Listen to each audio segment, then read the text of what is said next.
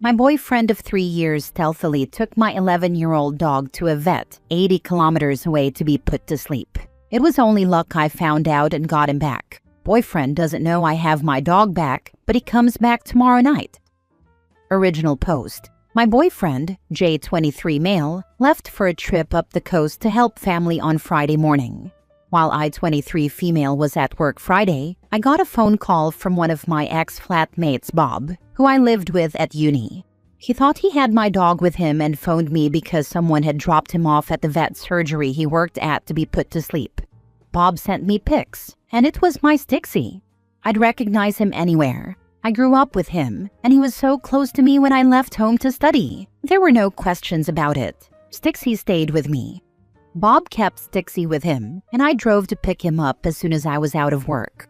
Bob also showed me a phone recording he took of the vet's security camera screen, and there's no doubt in the world it's Jay dropping him off. He's even wearing the same clothes he left in this morning before I went to work. Jay has texted me a few times today, and I don't know why, but I'm not confronting him about this. I'm actually scared I will utterly lose it at him. I'm running everything through my head on why he'd do this.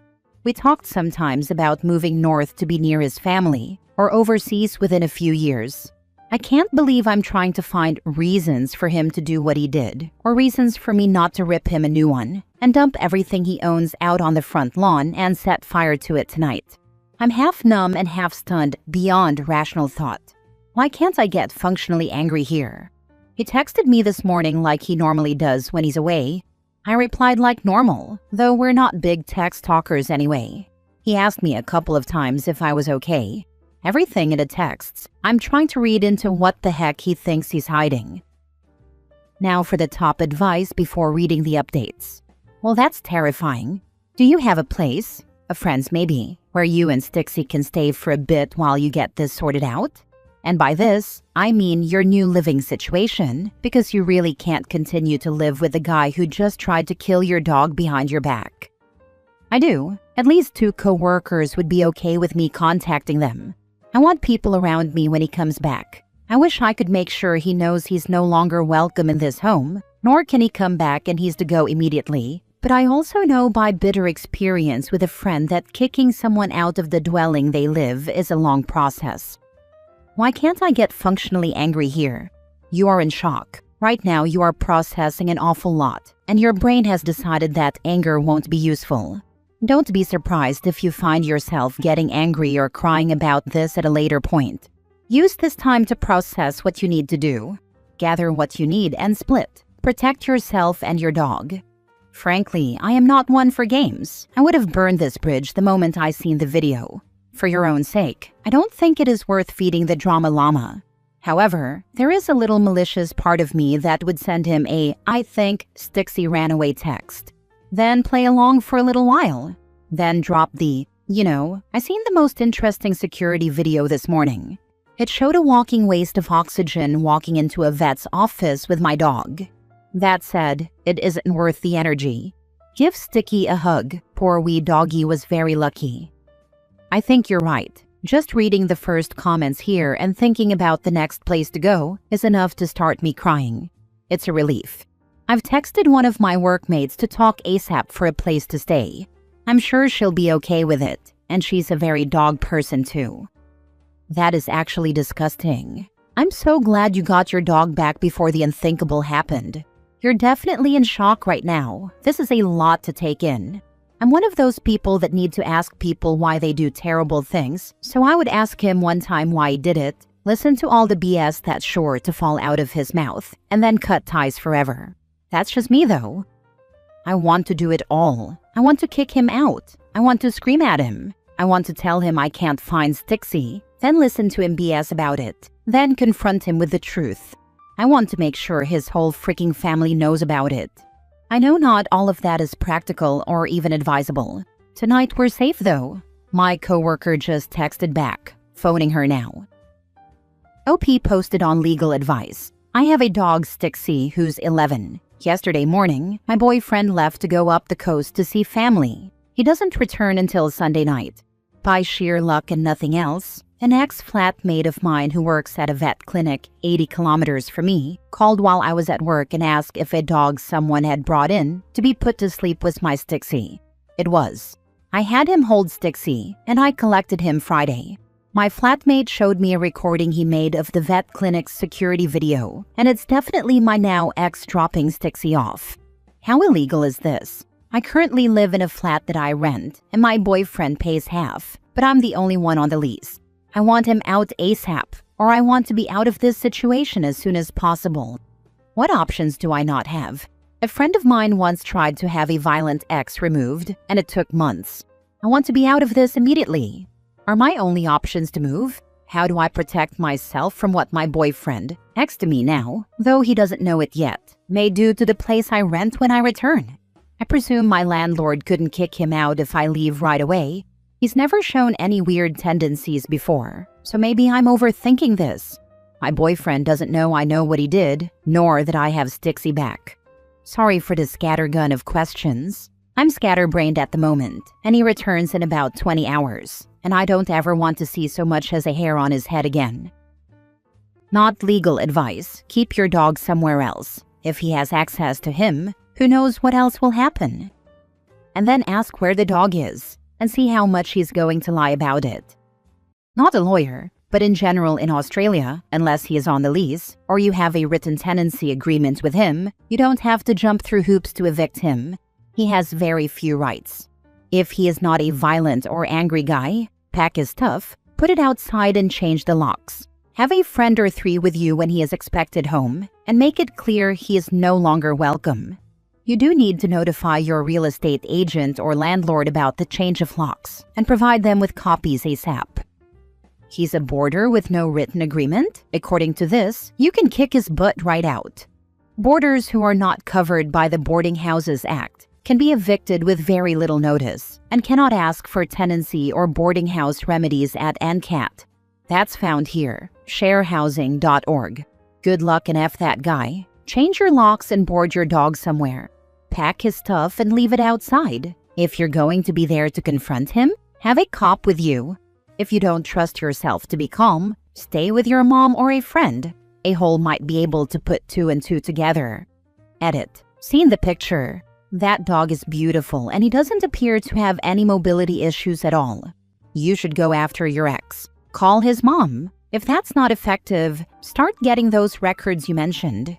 If he forged your signature or lied about owning that dog, he might be criminally liable somehow. Indicate all of that to his mom. What a colossal bastard. Seeing Stixie makes me even more appalled that someone would do that to that dog. It's inhumane. Mini update. Just got off the phone with my workmate. She's offered to come here overnight and she'll be here soon. We'll figure out what to do in the morning. I really appreciate all your posting. It only took reading a few to take myself out of this stupid, stalled state of mind and move into action. It's after midnight here. I'm going to crash hard tonight. Now for the first update the next day. A night's sleep with good people around me helped. I phoned a workmate to see if I could go stay there with Stixie, and she came over here for the night instead. We spoke, and we have a plan. Thank you for the links to New South Wales laws. It looks like I might be in the clear with forcing my ex out. I am the renter. I am the only name on the lease. And we had no written agreement. From my understanding, he is a boarder or lodger and can be removed quickly. I'll have to clarify, of course, but that gives me confidence. I was freaking out because I didn't know where to start last night. My ex will be confronted with more people I know in the house backing me up.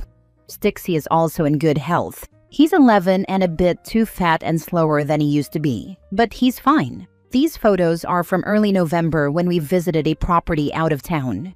He started life as a farm dog, and going back made his day. He's not microchipped. I'm taking a personal leave day Monday and getting him chipped first thing. Second update. He came back. He lied. I was upset, and it showed. We gave him enough rope to make excuse after excuse. First he was shocked Stixie was gone and said he would help look for him. Then he was shocked someone had taken him to a vet to be put down. Then when confronted with proof it was him, he claimed Stixie was hit by a car and he had to end his suffering. When confronted with a live happy Stixie, he turned it around. and it ended with him telling me he should have had me put down. My coworker, her partner, and I told him he was not welcome in the house anymore and that they were moving in with me. Everyone in the house, and the neighbor we both get on well with, who saw him return on Friday to take Stixie, now knows what kind of person he is. He left of his own accord and took some of his stuff. I'm no closer to knowing for sure why he tried what he did. Sorry for jamming up legal advice with this one. It wasn't much of a legal ending. Ended with him telling me he should have had me put down. Did he basically just tell OP that he should have killed her? Not a native English speaker here. Essentially, yes. That line, it ended with him telling me he should have had me put down, just makes it clear this person was trying to hurt OP in the most cruel way his twisted little mind could sort out. Despicable. And this is why it was really a good move of hers to have people around. He still has some of these things there. She should have insisted that he take everything and not come back, and ask for the keys. She should have packed all his things up and put them in storage, moved a few friends into the apartment, rearranging the furniture in the process, and changed the locks. Then, when the ex arrived back home, the friends could deny knowing him or that he ever lived there. Just gaslight the heck out of that lying POS. If X called the police, he wouldn't even be able to describe the interior of the apartment accurately. Then just mail the key to the storage unit to his friend, relative, or job. My grandfather did this to my mother. She was a grown woman. He just came into our house while no one was home, took our admittedly elderly but not suffering husky, and had her put down. My mother was devastated. It's such a vicious, sociopathic thing to do. To hell with anyone who does that to someone. It's so incredibly cruel. What I'm wondering is, why do vet clinics just put down an animal brought in by any human per request? I always thought this was a medical procedure suggested by the vet, not a requested thing. Most of them will try to ascertain the person is the owner and will suggest alternatives, but in the end, most of them here will do it. Because the last thing they want is some awful owner going home and taking care of it themselves, leading to terrible suffering. I'm so lucky my local animal control did this. When I was 14, I had to move across the country because of my dad's work, so we rehomed 3 of our 4 cats, and the 4th was supposed to stay with my grandparents until we moved back home 3 years later. Well, shortly after I left the state, my grandfather decided he was tired of there being a cat in the house, so he just dropped my cat at animal control. They called my uncle, who went there to rescue my cat, and my cat stayed with my uncle for the next 3 years instead. I ended up moving back home ahead of schedule by a year and a half, which I lucked out with since my boy had cancer and died in my arms when I was 17. If I hadn't moved home early, I wouldn't have been able to say goodbye. Next story, update. My wife cheated on me and I feel nothing. Original post. My wife of 10 years cheated on me with someone from her past. I didn't go looking for it, but I accidentally found out. He cut it off since his wife is pregnant, and from the looks of the messages, she seems upset. What's so odd is I feel nothing. Not sad or angry, not even hurt. I feel relieved. We haven't been doing well for a while. I attempted to take my life 2 years ago, and it just hasn't been the same since. I never thought she would cheat on me. I tried to be better for myself and for her, and get myself out of that dark place, but I guess it wasn't enough. I'm not going to confront her, but I am going to leave. Not tonight or tomorrow. I'm going to tell her I don't love her anymore. Maybe having both men she loves tell her they're done will humble her. There's no apology to be given from her. She did what she did, and I'm at peace with it. Anyway, I'm going to build a Lego set and have a beer. Now for the top comments before reading the update. OP, prior to disclosing your intention of leaving your wife, I humbly suggest that you privately confer with a seasoned family law attorney to discuss your entitlements and alternatives regarding divorce. Educate yourself regarding the divorce process. Focus on yourself and your well-being. Best wishes to you. Stay well. This is so important. I did this before telling my ex I was done. OP, I know you say is that you feel nothing, but that doesn't appear to be the truth. Correct me if I'm wrong. Like you said, you feel relieved. You don't have to feel sad. You don't have to feel upset. You can just feel relieved, and that's entirely healthy. Everyone has their own emotions and their own response to certain situation. I had this ex who cheated on me, and when I found out, I was upset. But I also felt so much relief. I had been trying so hard to make the relationship better, and it just always felt like something was wrong. Constant fighting, her staying up late but not texting me, lying to my face about things, etc. When I found out she cheated, it gave me my green light to leave. It lifted the weight I had on my shoulders, keeping me there. So, I'm not surprised to hear that you have had a slightly similar response. Now for the update. Hello. Almost a month ago, I posted on here that I found out my wife had cheated, and I felt nothing. I thought I would give an update. I confronted her. I said I know she has been sleeping with someone behind my back. I do not want an apology, and we're over. I didn't want an explanation or an excuse because there is none. She chose to betray me. She chose to go against our vows and what I believed our marriage stood for. She didn't say much but cry and apologize, but I wouldn't hear it.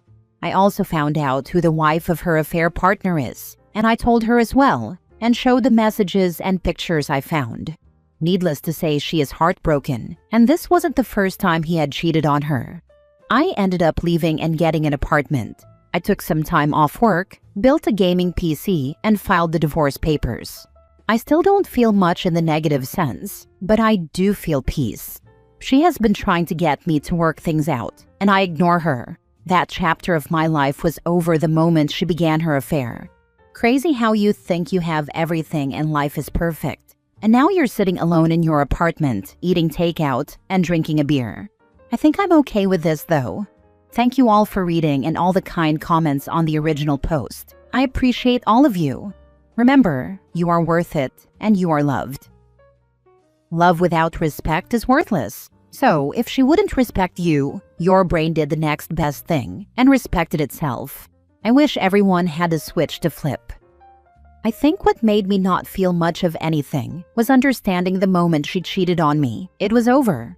She didn't care then, and she only cares now because she doesn't have me or her affair partner. Handled it like a champ. Deep respect for you, brother.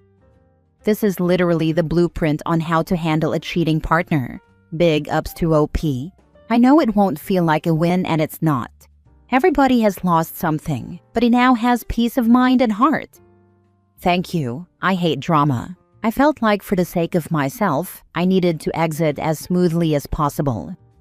Did this after my wife cheated and we divorced. For the last 20 years, I've thrown myself into my business, gaming and raising my kids. Should have included the gym and maintaining my friendships and therapy in the mix also, because now I'm over 300 pounds, alone, kids in college and starting their lives, and trying to get fit in my 50s. Best of luck to you. Glad you saw happiness on the other side of the mess. I appreciate your reply. Thank you.